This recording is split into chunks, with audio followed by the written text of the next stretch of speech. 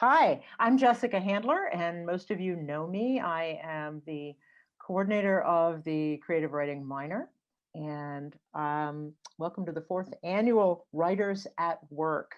This year, we're on a virtual platform, and Writers at Work is brought to you by Division 7 and Career Development.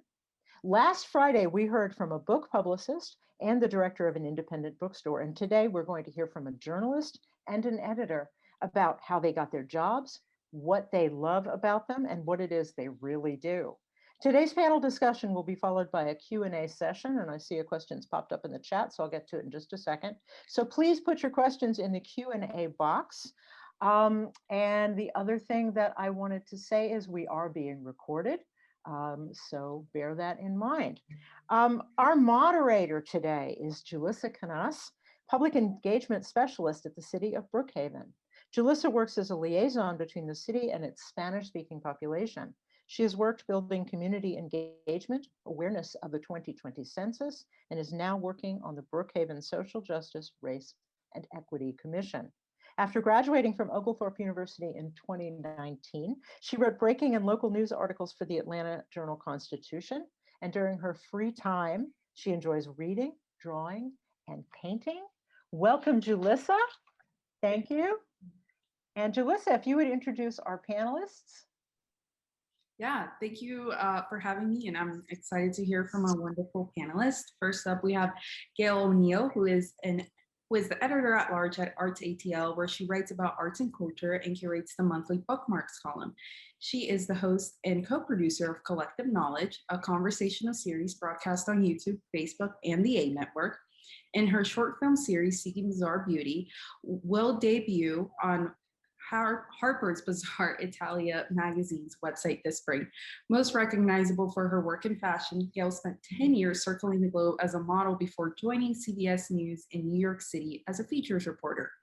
After relocating to Atlanta in 2000, she hosted a travel show for CNN and subsequently hosted several series and specials for HGTV, including Mission Organization, Christmas at the White House, and Behind the Design of HGTV's Dream Home. Our second panelist is Donna Gordon Blankinship, who is the news and politics editor at Crosscut, the Pacific Northwest's independent, reader-supported nonprofit news site, leading a team of reporters taking a deep look at local, state, and regional issues. She previously worked for the Seattle Times and the Associated Press, covering education, healthcare, and state government. So thank you both for being here. Thanks for having us. Yeah. To start off, could you each please tell us about your work, what a regular day looks like as a freelance journalist, as a news editor? Either of you could go first. Donna, you want to go first? Sure, I'll go first. So I've been working in journalism for a long time, so I have done both freelance writing and editing and working as a staff writer. So I can kind of talk about any of those things, but I'll tell you briefly what my day is like right now.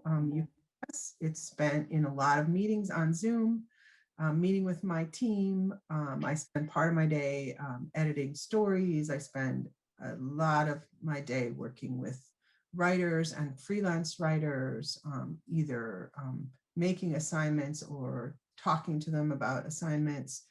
I spent a lot of time on email, answering people's emails, not answering their emails.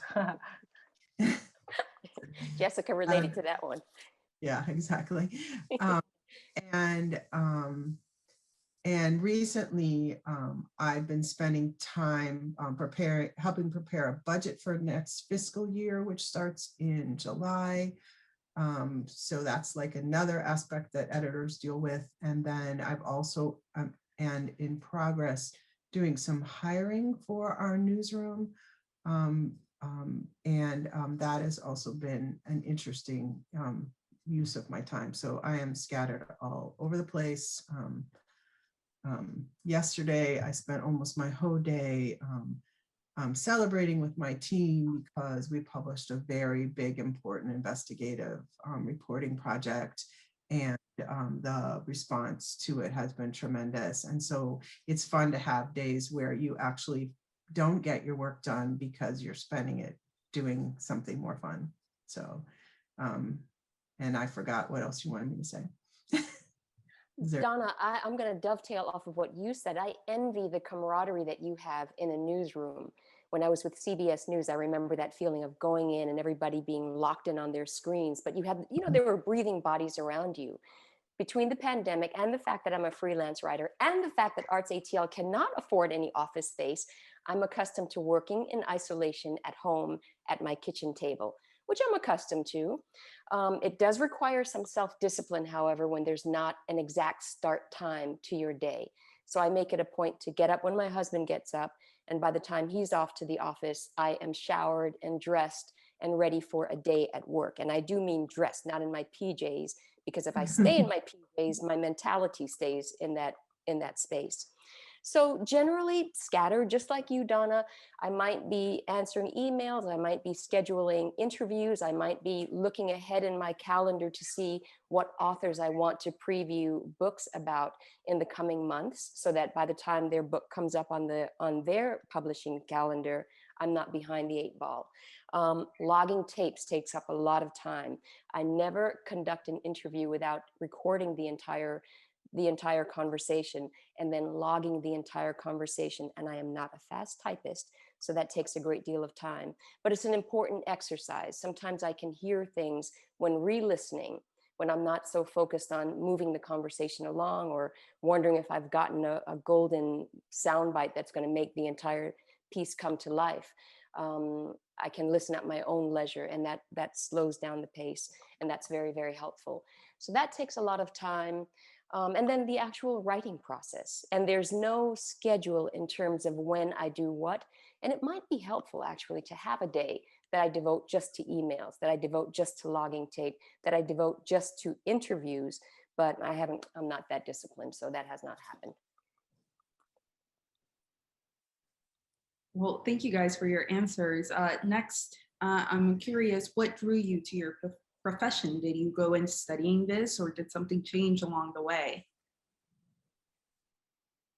So I'm one of those weirdos who studied journalism in college because I had been on my student newspaper in high school, and because it was a really important time in American history where being a journalist seemed like a really great way to change the world. I grew up during the Watergate era, watching the Watergate trials on TV, and journalism was a super popular major in the late 70s, early 80s. I also decided to be a journalist because I found writing to be easy. I know not everyone finds it to be easy, but I am blessed with that. I'm not saying I'm an amazing writer. I'm just saying I find it to be relatively easy. I can put my words down on paper quickly and be kind of cogent on the first draft. My teachers in high school wanted me to be an engineer because I'm really good at math and science. So I said, that sounds really hard. I would rather do what's easy. I've been a journalist for a long time, and I found out that it's actually not easy, but it seemed easy from the outside perspective. So that's how I ended up in journalism. My first foray into journalism was with CBS News, but I never really looked at it as being a journalist, Julissa. I just saw myself as a storyteller. So my beat was covering Friday evening wrap-up, something to leave the audience with a feel-good sensation at the end of the day before they go into their weekends. I was going to Broadway and watching Sandy Duncan rehearse for Chicago. I was going to the circus and being catapulted, off of trapezes and so on. So I was basically just clowning. And then I realized I had to formulate a narrative around what I was doing. And so just by watching and learning and practicing on the job did I develop my voice as a journalist. And then the Arts ATL job came around, I guess about maybe 6 years ago. I was in between jobs, didn't know what I was going to do next. My husband encouraged me to write, so I just started a blog. And that blog came to the attention of the founder of Arts ATL, and she asked me to write a movie criticism, which I did, and that led to a book criticism, which I did. And I never, ever say no to an opportunity. I have never, ever said to a potential employer, well, gee, I've never done that before. I don't think I can. I just say, yeah, I can do that. And then I figure it out on the job. And so that has been my path. I wasn't like Donna. Although I grew up during Watergate too, Donna, but it never occurred to me that I could be like Bob Woodward and Carl Bernstein. Never. I don't know if it was a matter of representation that I didn't see people who looked like me doing it, but it just never occurred to me. People on the TV were in another realm and I was in my realm, and it was strictly by accident and happenstance that I wound up being a writer. That reminds me of one of the reasons that we've worked so hard in our profession to try to make sure we're more representative of our communities. That's just one of the reasons, but we want young people to say, yeah, I could do that. I mean, now journalism has a lot of women in it, for example. When I was a kid, it didn't. I don't know why I thought I could do it. I can't even tell you. But when I first started, every editor was a man, a white man, and they either liked you or they didn't, and they certainly didn't give you the good assignments. So I remember once I stood up in the newsroom, there was a accident on Mount Rainier in Washington State, and the editor was looking around the newsroom to see who he was going to send up into the mountains. And generally, I did not get sent out on those good assignments. I was the person back in the office doing whatever they wanted me to do. And I stood up out of my chair and I said, I'll go. And the editor was like, okay, Donna, you can go. And that was so not like me, but it was super fun. I mean, it was a sad story, but I did a good job because of course, I knew how to do my thing. So Donna, what gave you the courage to stand up and say, I'll go? I have no idea. I think, you know what? I think it had to do with, I had started to work with more young people, and the young women were very different from the older women that I grew up with. And the young women put themselves out there just like the young men. Like, Gail, I'm really impressed. You say yes to opportunities. I never even considered saying yes to opportunities because I had no idea anyone was interested in working with me. I mean, it's a generational change that's really amazing, and I love it. And now I work in a very young newsroom, actually, and a friend of mine who's now on my team, but quite a bit younger than me, someone I'd worked with at another job, she said, you have to apply for this job. We need a new person to be my boss. And I said, I saw that opening, but do they hire old people at your place? Because everyone I see who works there is young. And she said, what are you talking about? We hire people who have skills. So of course you would be a good candidate. And they hired me. So, and they don't consider me old, but I think they're fooled somehow. But anyway, Gail, can I ask you a weird question? Yes, I love weird questions. Telling about your entree into journalism, your first job. What popped in my head was Bridget Jones's diary. Remember her job that she was on TV and she was like going on trapeze and doing unusual things, and they didn't treat her very nice, but she was doing what was required, right? I mean, did you read that book and think, oh my God, that's what I used to do? I saw the movie. It never occurred to me, but yes, I did have that Bridget Jones experience. However, my job was so quirky and out of the realm. I wasn't covering fires and rapes and disasters, that people just kind of left me alone. They saw me as the kooky reporter. She's the one who went to spring training with the Mets and the Yankees and knows nothing about sports, but a kind of fearlessness takes hold when you do not know anything about the arena in which you are standing. However, you have a curiosity that has you asking anything that comes to mind. And that's basically all the viewer wants. They just want to know, hey, Studs, I can't remember his last name now, but a pitcher who claimed he wasn't superstitious. Don't ask me what made me go in the man's gym bag and pull out a rabbit's foot and say to him, what is a rabbit's foot doing in your bag? And he grabbed it out of my hand. It was a great moment for television. And I wasn't trying to create that. It was just genuine. I am as nosy as hell, Donna. What can I tell you? And A I good never, I quality didn't, for a journalist. yeah, Nosy and curious. Yeah. that's right. That's right. Yeah. So kind of you guys are sharing really cool experiences and how the newsroom has kind of changed, how journalism has kind of changed. I wonder if there's something kind of going on now that you kind of wish would change or evolve. Oh, it's not that it's just going on now, Julissa, but there is a propensity to go towards the shiny, bright items, especially in the arts. People love the ingenue publisher, the ingenue writer, but they don't really care about the woman who's 60, who has been caring for a family her whole life, who hasn't been able to give her writing primacy in her life. And now she has this stunning debut novel. I wish that we were more attracted to talent as opposed to what is shiny and new. Yeah, I'm seeing an evolution that's so slow that I hate how slow it is, toward bringing the next generation up to the editing desk and the management desk. I've worked at places that had nobody in the middle. Everyone was either 50 something or 30 or 20 something.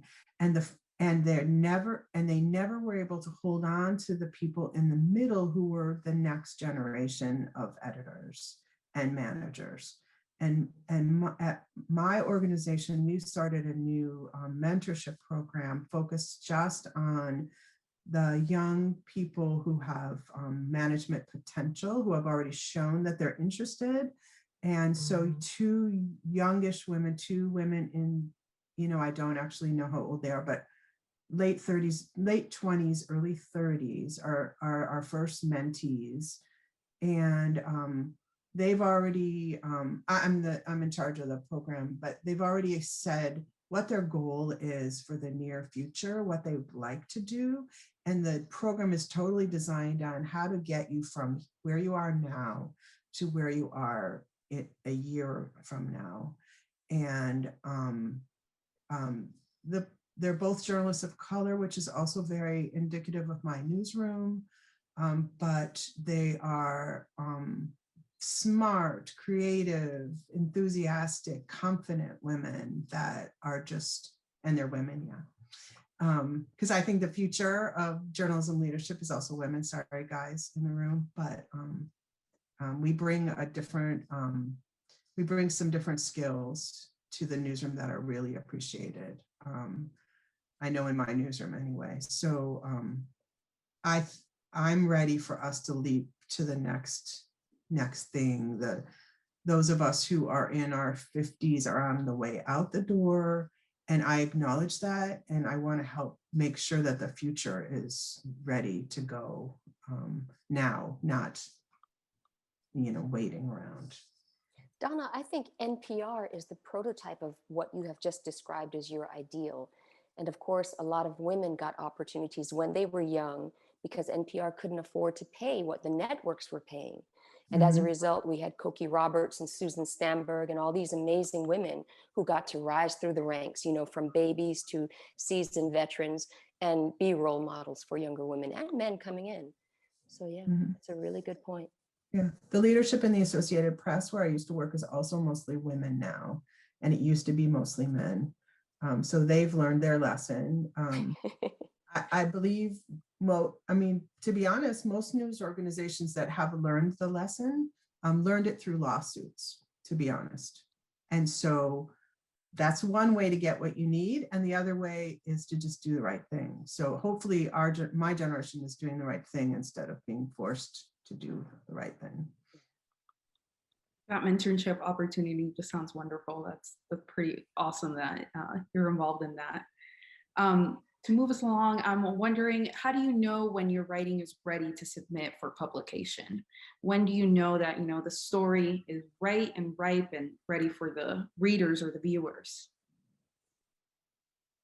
Well, what I look for, and I hope the writers are looking for, is I want to make sure the writer knows what I'm expecting, because if you don't know the story I'm looking for, or at least the general idea, then you won't know what to turn in.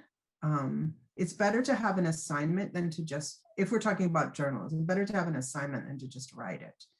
I don't think the same applies to books and essays and things, but I'm not really sure. But so when you can explain to someone what your story is about in a short paragraph in words out loud, and your beginning and what we call the nut graph, the summary graph, makes sense and applies to that, what you just said was what your story was about, and you don't have typos in your what you're turning in, and you've fact checked that you spelled everyone's name right, and that every institution and their title is also correct. And at the bottom of your story, you have the name of your main people and how to contact them, then you're ready to turn it in. I can't emphasize what Donna said enough, how important it is to get your typos under control.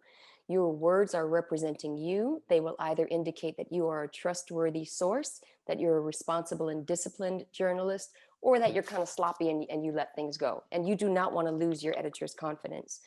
I know my work is ready to turn in, Julissa, when I'm proud of it, A, and B, that prose is as lean as it can be. I can't stand reading articles where there's a big wind up, 20 minutes of wind up and then the pitch. I just want to get to my pitch, tell the story, and get the hell out. I'm always aware that I'm not the only writer that the reader will be reading that day. So I want it to be compelling, and I want it to be fast. I want to respect the reader's time. So that's how I know when it's lean, when I've trimmed all the detritus and the unnecessary, little embellishments that we fall in love with as writers, but that are really unnecessary and that just slow down the reading process. I had an editor who used to say, when you're done, cut 10% of what you have. That's right. And I hate that, but it makes sense. And the same editor, and I should say, I hated this editor so much. So said, if you take too long to get to the point in the beginning of your story, what I call the nut graph, getting to the nut graph, that's like clearing your throat. Yeah. And you don't need to clear your throat and lead up to it. It's not a novel. It is. But you can still write a lot, but if it's well organized, people aren't going to notice. If it's not padded with unnecessary things, if you put a quote in your story, don't also lead into the quote saying the exact same thing. That's extra. If you record your interviews, that's great, but it's not licensed to use too many direct quotes. The quotes are supposed to be sprinkled like the cashews and the mixed nuts, not every other paragraph. Almost every writer I work with uses too many quotes. Almost everyone does. And their quotes are only good if they're bright. Everything else should be paraphrased. I had a mentor at CBS News who told me, he said, love your words, but don't revere them. He said, your writing is like a beautiful woman. If if all reason goes out the window and you can't have any discernment or judgment, she'll drive you crazy. Now, of course, this was pre-Me Too, but I got his point. And what Donna said, I've been guilty of too many quotes. I'm learning to trim those quotes. And then I knew a couple of writers, even in my newsroom, who are so in love with their words that they fight for every single one. And I've told my boss, do not put them on my team. I don't want to work with those people. They're really good at what they do. I love their stories. I read them, but I don't want to edit those people, because just because you think your work is fantastic doesn't mean it can't be better. And if you have nothing to learn from your editor, then yeah, find some other place to work, because I don't really want to work with you. That's a great point. And even the editors who we don't like for whatever personal reasons, they might give us something that is invaluable, that will inform us as writers to our betterment for the rest of our lives. Yeah, I get what you're saying, Donna. Right. But a good editor shouldn't be rewriting your work. They should be making suggestions, helping you tighten, saying, this doesn't work, can you write it again? If you turn your story in late, they're going to rewrite it because they have no other choice. But yeah, do not, just like, so I said we're interviewing for a job right now. And I look poorly on people who turn their application in at the last minute. There is a deadline, and it's totally kosher to turn your application in at the last minute. However, it doesn't make a good impression. If you're excited about this job, set a different deadline for yourself. If you're excited about the story, beat the deadline that the editor has given you. And if you're struggling and you can't finish because you're struggling and you can't figure out how to structure a story or whatever, call the editor and say, hey, I need some help. I'm really struggling. Can I talk through where I'm going and you can help me? And editors appreciate that. That is not a failure. That is a success. And they're going to remember you and that you did that. Donna, I was just watching a symposium about Louis Armstrong and learned that he was always the first one to rehearsal, the first one to a recording session, the first one on a bandstand. That kind of excellence comes through not just in his playing, but his discipline to be the first. And he could have easily been the last one to drag in and nobody would even notice because he was so great, but he wasn't. So that's a wonderful point about be early, create your own timeline. Yeah. It's little things like that are kind of big things. I have this other weird quirk, and I'm not saying you have to do this, but newsrooms of old, the ones you see on in movies, they all look really, really messy, right? Piles of papers everywhere, they're a fire hazard, and everyone thinks that whatever. But you know what? A clean, organized space says something about your brain to everyone else. I have this terribly annoying habit of clearing my desk every Friday before I go home for the weekend, because I'm blessed with not having to work weekends anymore. I write myself what I call the message to the future before I leave my desk on Friday, even my home desk. And I have a list, a to-do list for next week. And then I can forget about it and just leave it there. And those are things that have helped me survive the pandemic, really, is that kind of organization, even though at the beginning I was working 12-hour days every single day of the week, but thankfully not anymore. So.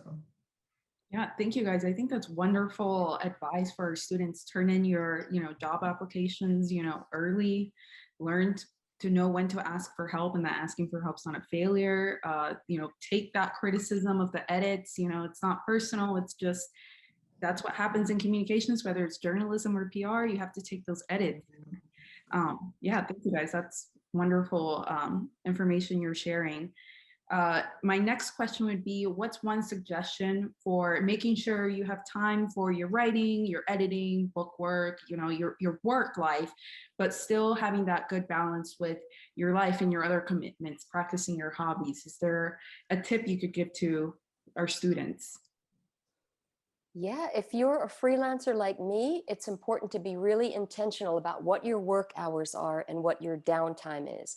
Like Donna, I was kind of, when the pandemic hit, I would slide into weekends and still be working, slide into dinner hour and still be working. And then I realized I really had to rejigger so that I felt like I had a break. You have to recharge your battery. Otherwise, you just be uninspired. If I just spend all day writing and I'm not reading, I'm not listening, I'm not watching and hearing and getting input, then my writing will suffer as a result. So you just have to be very intentional about creating that balance and then insist upon it for yourself. That's good advice. I have nothing to add because I am horrible at this. Working at home makes it even worse. Modern cell phones make it a lot worse. I'm hearing from my team, 18 hours a day, basically, and I don't want to, and that's kind of a problem. Yeah, I haven't taken a vacation in a year and a half, And that is a horrible thing to admit.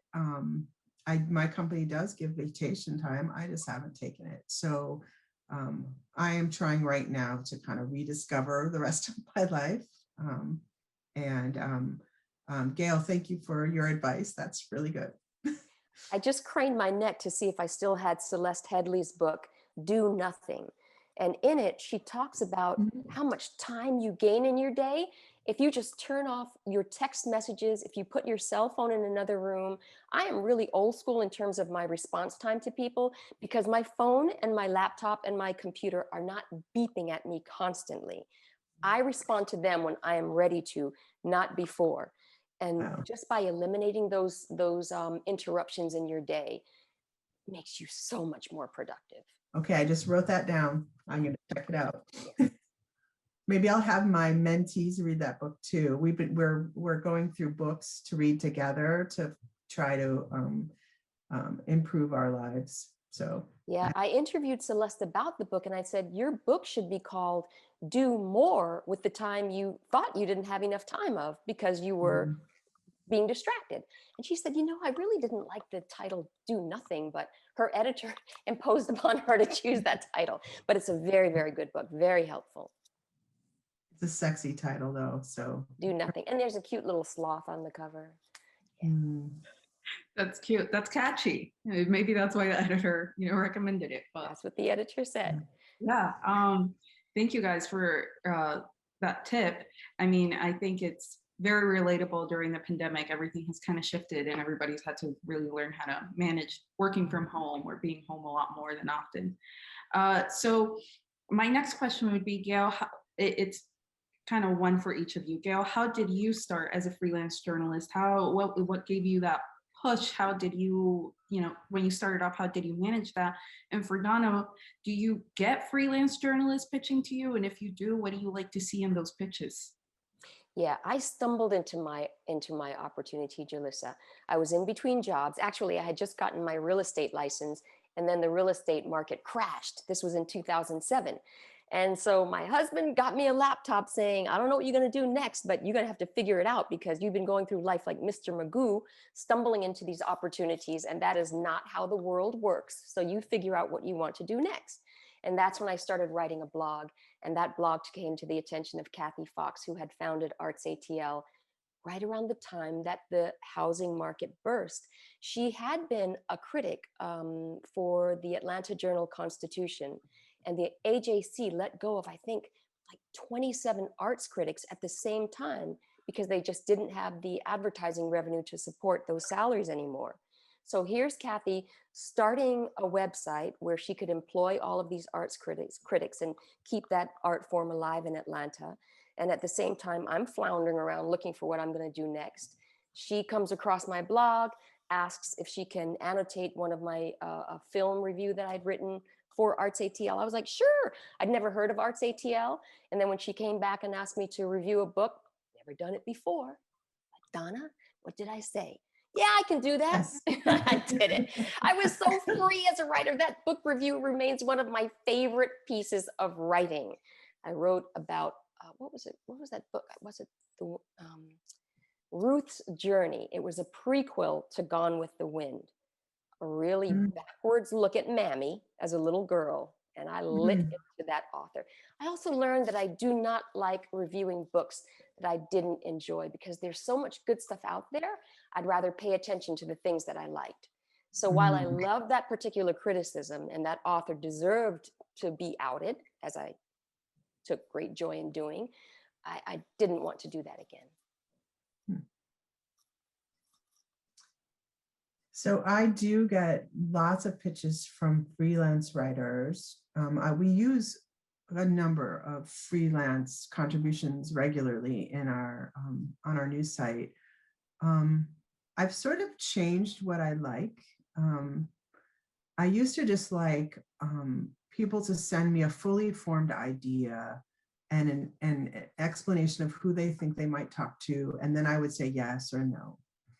And I've kind of changed my mind on it recently. And this, I do not think this is a popular thing to say, but I like to hear from writers who introduce themselves to me and say, can we meet and talk about your needs and what you're looking for in freelance writers?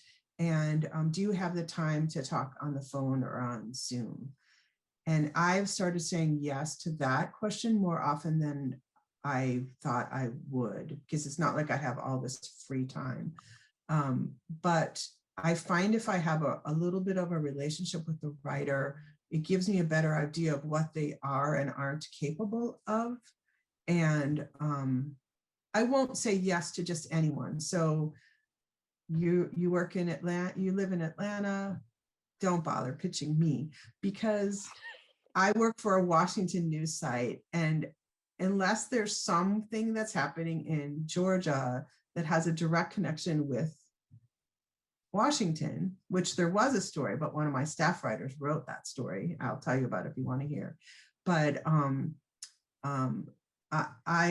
I'm talking about your local publications, introducing yourself to, you know, people in Georgia or somewhere else, like your hometown or whatever, and getting on the phone with them. So I've been giving a lot more assignments rather than taking pitches right now, because I found that there are a bunch of stories I actually need someone to write. And so I just needed to find someone to write them. And that has worked out pretty well. I'm still taking pitches, but I only have so much money to spend on freelance. And so if I'm just paying people to write the stories I didn't need, I don't have any money left to pay people to write the stories I actually do need. I hope that makes sense. But and I don't want to just work with the writers who are my regulars. I like working with new writers and different writers. And I don't require you to have like a traditional background as a journalist in order to write for me. I got a pitch recently from someone who just happened to live in a place where I needed a story about that place for a specific reason. And so I talked to her on the phone to get to know her a little bit, and I gave her that assignment, even that is nothing like what she was planning to write for me. And she did a really good job. So that was cool. And she just purely lucked out because she lives in the right place and she has a really interesting name, which is really unfair, but I'm going to tell you that some of this is really unfair. So, sometimes we're like humans, we just work with someone because they were at the right place at the right time and they had a good name. So. Julissa, I'm going to give another bit of unpopular advice. There have been times when I've wanted to write about a particular artist here in Atlanta, and my editor just didn't have the budget for it. And so I'll say, I'll do it for free. It's enriching for me. Donna's not shaking her head no. It's enriching for me. It gets an important story out there. And so I am willing to do the work without the pay. I wouldn't make a habit of that. And I'm not telling young writers to undervalue your contributions. But I'll tell you another story. When I was at CNN and 9/11 happened and they were killing all features television, Donna, somebody's coming in your room. There's an intruder. It's my dog. Your dog can open the door. My boss called me in and I was like, uh-oh. There's somebody else sitting in the room with you, human resources. I know where this is going. And he said, Gail, I'm so sorry. We just cannot afford to underwrite the travel show anymore. There's no need for it. And I said to him, well, look, I'm here in Atlanta for mostly personal reasons. I was dating somebody who I'm now married to. And I said, I don't want to leave CNN. There's a lot of jobs in this building. Can't you put me somewhere else? And he said, well, we did think about putting you in a different position, but it would be a drastic salary cut and we didn't want to offend you. I said, I'm not offended. I'll take the job, which I did. So sometimes your move is going to be lateral. Sometimes your move is going to be an apparent drop. And other times it will be upward, but a move is what you want to keep doing. You just want to keep it dynamic. You want to stay curious and you want to stay open to opportunities on whatever level they may be. Think of life as a continuum as opposed to, stairs that you're going up. You just don't know how whatever job you take and what you think is the basement level will inform you perfectly for the next job that is to come. In the case of CNN, I was forced to read a prompter for the first time, which I hated. But then when I got to HGTV, the first job they hired me for required me to just do nothing but read prompter, you know, do intros and outros to shows. And it set me up perfectly for then getting my own show where I could just blab off the top of my head. Donna, why'd you say no to offering to work for free? Because it undercuts the business, and it devalues writers' work. And so I think the better alternative is, if your editor's not interested in the piece that you want to write, find a different publication that will pay you for the work. Find a grant to support it. We had a writer who wanted to do this big investigative piece that we couldn't afford to support his work. He went to, I think it was the Marshall Project, and they give grants to journalists to explore certain areas. And he got money to do the project, and then we paid him to publish it. So he got paid twice, which was enough to support the work. So you can use creativity. I had a student at one of the universities in Washington offer me a piece because he really had done this interesting story, and he really wanted to see it get published, because of course then he could use it as a clip to get a job later. And he's like, I'll write it for free. And I said, nope, I don't take free work, you know, so I'll pay, if it's worth my time, I'll pay you. But I want you to write, I want you to revise it and make it so that it fits with my publication better. And he did that, and I paid him, and he was so thrilled. And his teacher called me and thanked me for not taking work for free, because she's been trying to teach them not to do that. And then I took a chance on this young person, and I really was desperate to have someone write a particular story, and I had nobody to do it. I was just like, who in the world am I going to have to do this? So I took a chance on him because he seemed very organized and a good writer. Not great Pulitzer Prize winning writer yet, but he was there. And he did such a good job that I paid him double what I paid him for the other piece, because it was so good. So if you beat expectations, you will continue to get more assignments. Turn it in on time. Don't have a bunch of factual errors or typos, and try to follow the guidelines of the editor, and you can win at this. I want to jump in and just kind of say we've got about a little more than 10 minutes left in our session. So I want to remind folks that if you do have questions for Donna or Gail or Julissa, I see there's one already in the Q&A. We're going to go to questions in, I guess, a minute or two. And I know I've got one too. So can I throw my question out now? Good. Okay. Where do story ideas come from? And that's a rhetorical question from me, but where do story ideas come from? Generally from reading, watching, hearing what my friends are talking about. They can come from anywhere, Jessica. Yeah. Curiosity. I heard Gail talk about curiosity, something I'm curious about. We talk as a newsroom about things we're all curious about, and some of those develop into ideas. Some of them seem kind of obvious, but we try not to do the obvious at Crosscut, to do the more unusual. So, for example, the Supreme Court in Washington recently ruled on a case that made the state change its sentencing for drug offenses.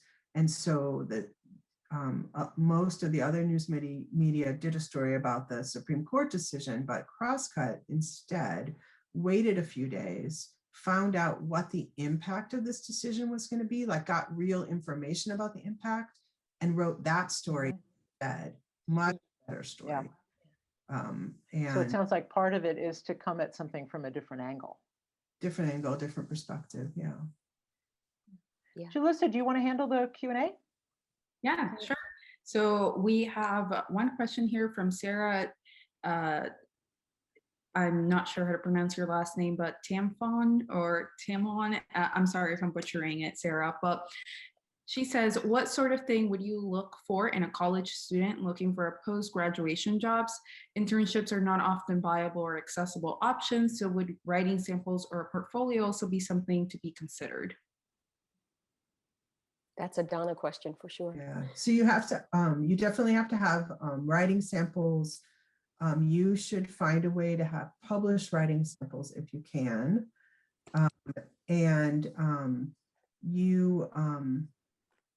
I look for people who are assertive a little bit, reach out to me and ask me if you want to work for my publication and tell me why. I look for people who have worked throughout their college years and didn't just go to class. So that could mean you worked at Starbucks, but you did a job. If you have a student newspaper, which almost every organization does, if you didn't work at your student newspaper, I'm going to wonder why. Although that student I was just talking about at one of our universities, he's now the editor-in-chief of his student newspaper. And I was so tempted to say, just freelance, because this is terrible. I'm disagreeing with myself. I wanted him to keep writing for us instead of being the editor of the student newspaper. I felt like he was already past that. And so it's great to have on your resume that you were editor of your student newspaper, but if you have the kind of clips that he's already developing, he didn't need that on his resume. Because it tells you something else about him, but his work was great. He was as good as anyone on my staff. Don't tell him I said that. And then, Julissa, to add on to what Donna said, your cover letter to Crosscut cannot be the same cover letter you'd send to Arts ATL or to the New York Times or to the Nation or to the Washington Post. You have to do your homework and determine where you can fit into that. You have to understand their culture, determine where you can fit in and how you can be of use to them. That's all Donna wants. She doesn't want somebody who she's going to have to babysit. She's going to want someone who can hit the ground running and who she doesn't have to argue. This is not really the style of writing or the angles, not the angles, but the style that we're looking for. You want to be the right cultural fit. And you can only know that if you've done your homework. And also it behooves you to know where you will fit in, where you're going to be excited to show up to work every day. So be selective, in terms of your pitch letters. Which is really, it's hard, right? Yeah. But if you're a consumer, you have to first and foremost be a consumer of news, be a consumer of writing. That will make you discerning and that will make you know, wow, NPR would be my dream job and Fox might be living hell. Not to prejudice anybody, but just saying.